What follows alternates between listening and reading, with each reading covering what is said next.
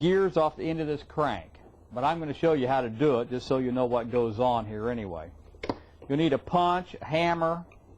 You'll need pliers that spread open like this for a C-clamp we have in here, and they'll probably use a tool like this that you can actually buy out of the parts catalogs.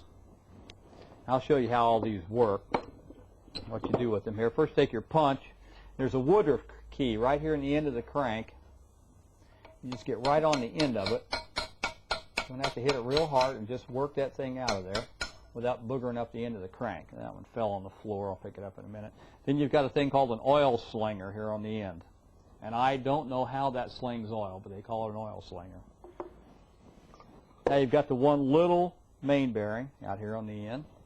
Take that off, and then that gets us down to the gears, and there's a clip in here that you probably can't see because it's so dirty back in here, but there's a C-clip. Get a hold of that with these pliers.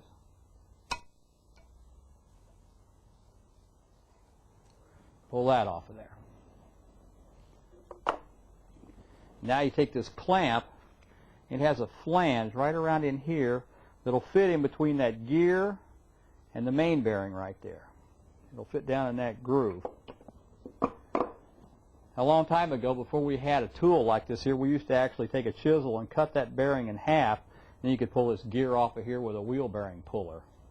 But we don't do that anymore. It's a little bit dangerous.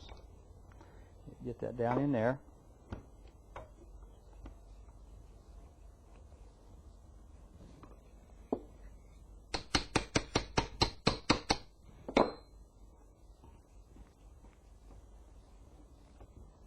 Now, for the sake of time, I'm going to use my impact wrench. You could take this off with a wrench, but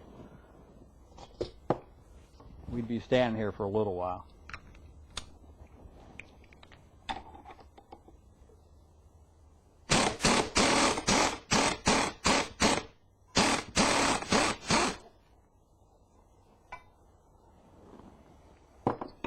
There they are.